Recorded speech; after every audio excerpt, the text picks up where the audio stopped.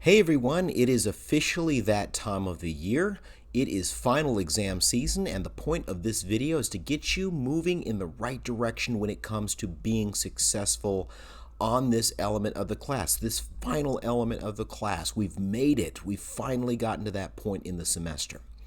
What I want you to do, if you haven't done this already, is get yourself a copy of your one-stop shop review document. Of course, I'm talking about the final exam review guide. It's right there in Canvas. Click on modules, scroll down to exam review resources, and click on the final exam review guide, and you'll see what I'm talking about.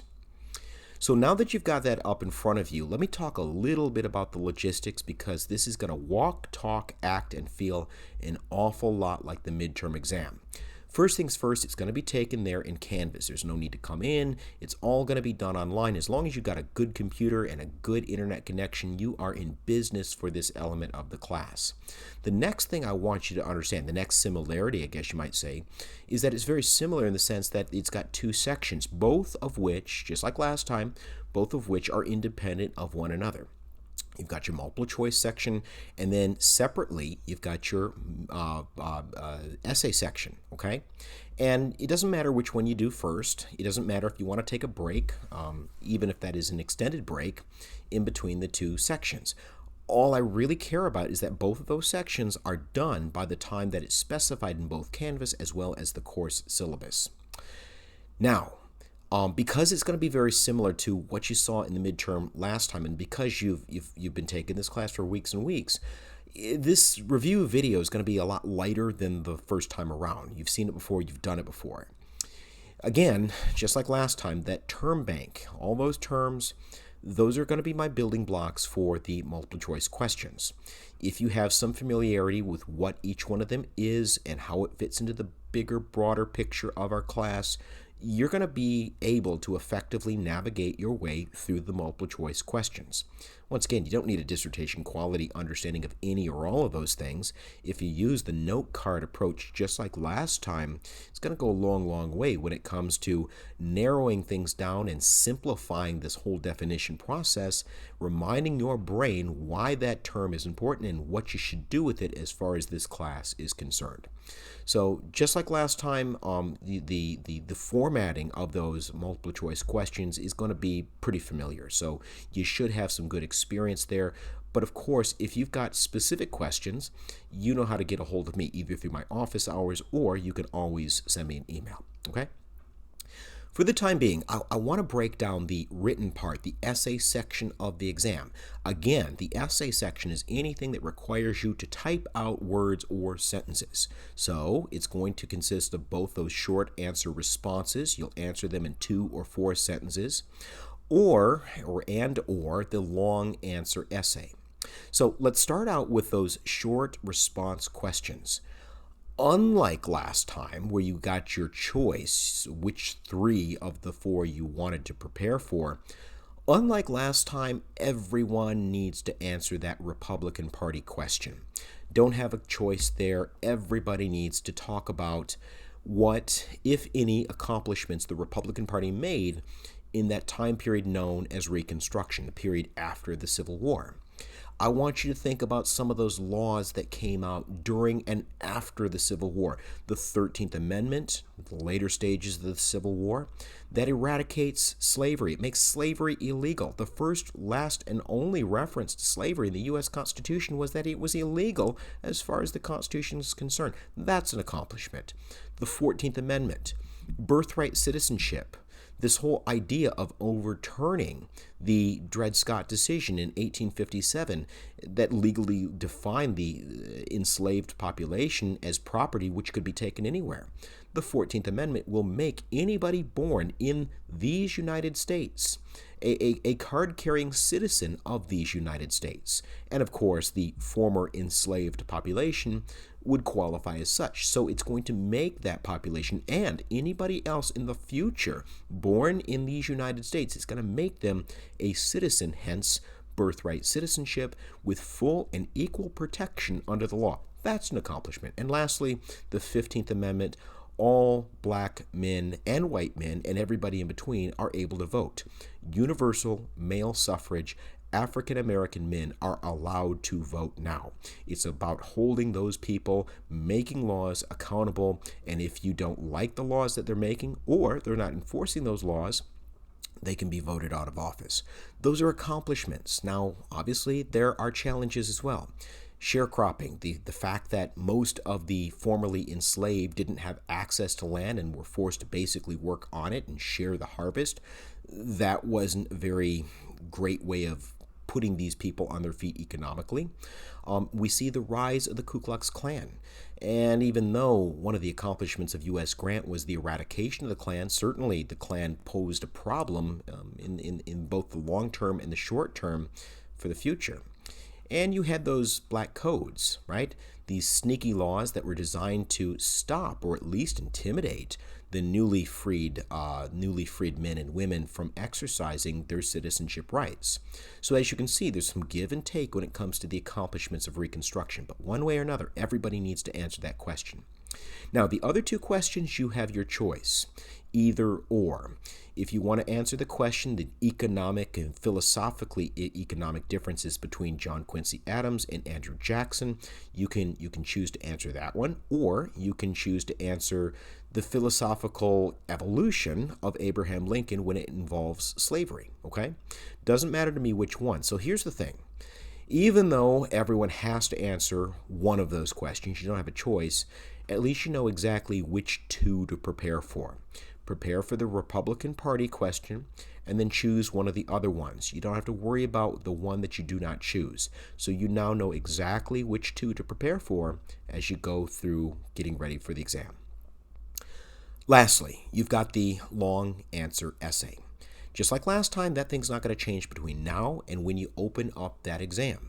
So you can begin making your preparations as we speak right now and adding to them and revising them and adding to them again. That's the nice part about having this question, even though it's very abstract, having this question ahead of time. On day one, we started talking about this concept of America, the Great Exception. Is America the Great Exception? That's what I asked you. Or are we the flavor of the month? Have we seen great civilizations come and go, which would have certainly defined themselves as exceptions to other great civilizations? How do we stack up? How do we compare with those other great civilizations of the past? Okay, that was the question that I asked you on day one, and now we're coming full circle. Okay, I think it's relatively fair to say that there were three issues that were very challenging, that posed very clear and present dangers to this idea, even if we're not going to agree that it's there, even the idea of America, the Great Exception. The growth of government, okay? As the government got bigger and bigger and more powerful and more centralized, it certainly challenged some of the core principles of the American Revolution, okay? Next, the rise of industry. Once you begin to have these workers that really need those jobs, it's almost like Jefferson's prediction became a truth.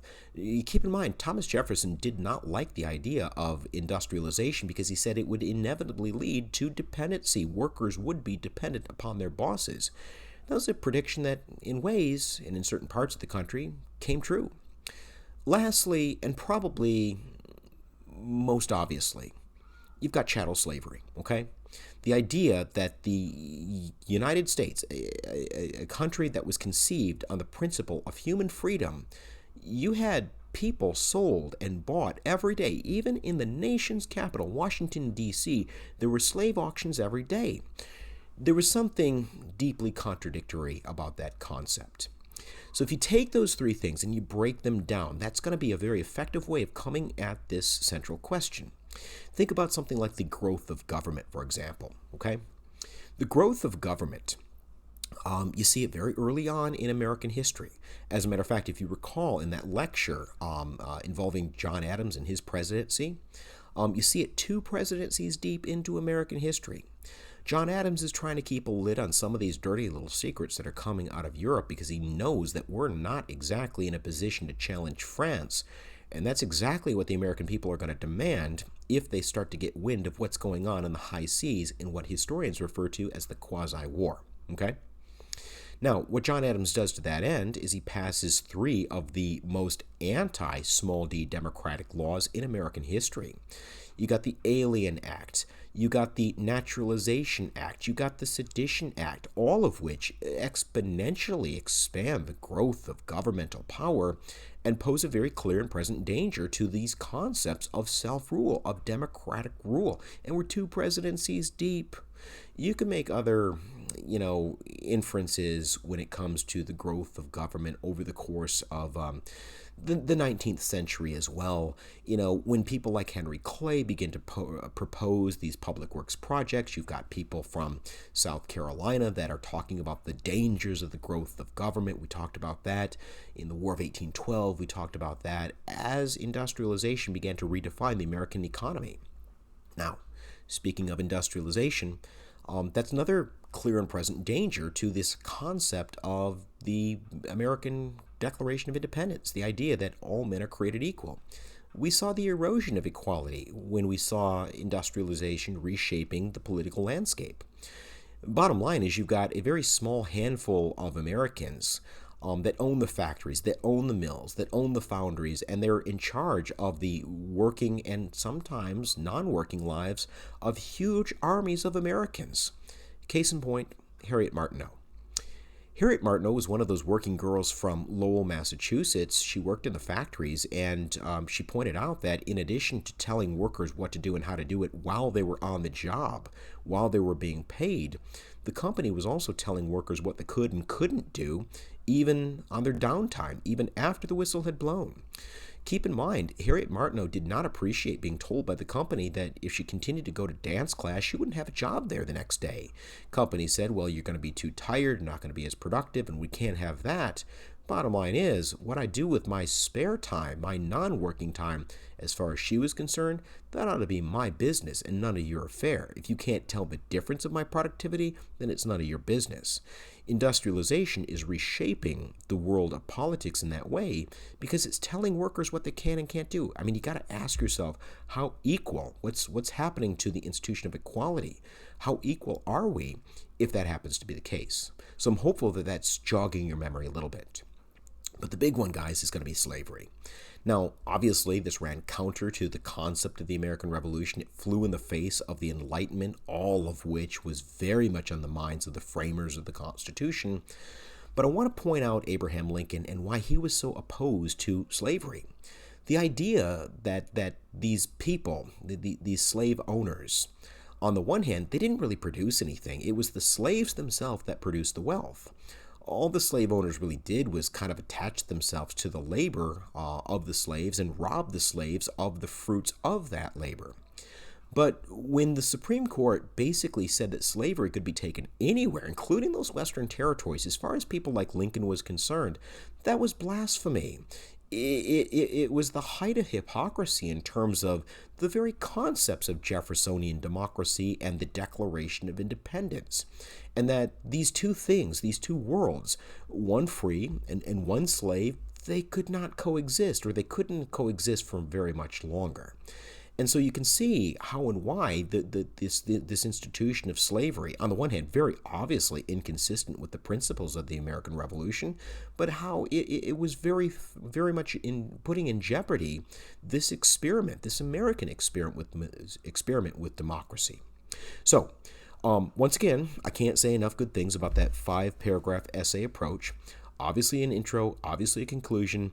Paragraph 1, growth of government. Talk to me about it. Bring some examples, like I brought some examples in. Paragraph 2, industrialization. I rattled off Harriet Martineau. That's a good example, but Seth Luther, Thomas Skidmore, they make very good examples as well. Paragraph 3, slavery. Now, Dred Scott and Abraham Lincoln, certainly those are obvious cases to be made, but there are more ways than that you can bring in and get creative when it comes to how and why slavery threatened this great experiment in democracy. So I hope that has helped you in the business of preparation. If nothing else, I'm hopeful that you feel a little bit better after having watched this video. Like I said a few minutes ago, if you've got specific questions, you got something that you want to ask me, you can jump onto my office hours or you can email me. You know how to get a hold of me. Good luck, everybody. I'm wishing you the best, rooting hard for you. Let me know if I can be of assistance.